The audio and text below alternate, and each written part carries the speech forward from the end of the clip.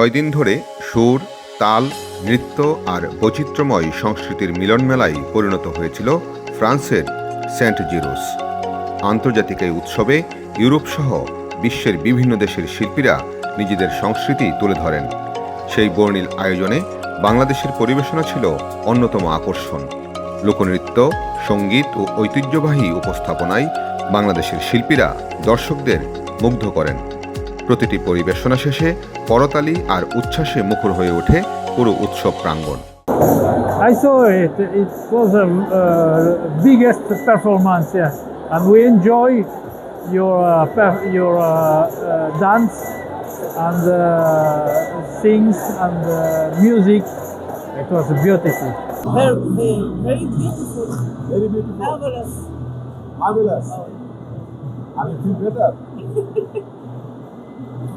বাংলাদেশের পরিবেশনা শুধু দর্শকদেরই নয়, ফ্রান্স সহ বিভিন্ন দেশের শিল্পীদেরও প্রশংসা কুড়িয়েছে। তারা বলছেন, বাংলাদেশের সংস্কৃতিতে রয়েছে নিজস্ব বৈচিত্র্য, সৌন্দর্য ও প্রাণশক্তি, যা আন্তর্জাতিক দর্শকের কাছে বিশেষভাবে আকর্ষণীয়।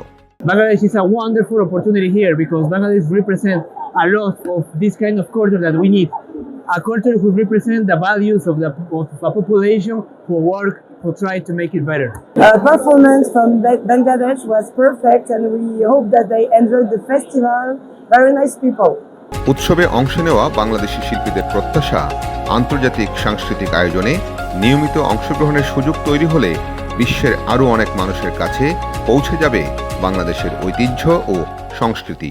আমরা যে বাংলাদেশ থেকে এসেছি, দেশের সংস্কৃতি আমরা অন্য দেশের সাথে মানে মেলবন্ধনের মাধ্যমে ভাগাভাগি করে নিচ্ছি, এটা আসলে আমাদের জন্য অনেক পাওয়া। আমরা অন্য দেশের কালচারটা আমরা দেখতে পাচ্ছি এবং আমাদের দেশের কালচারটা অন্য দেশে ছড়িয়ে দিতে পারছি, এটা আসলে অনেক বড় একটা পাওয়া। আমরা চাই যে সরকারিভাবে যেন এরকম ভালো বড় বড় উদ্যোগ নেওয়া হোক।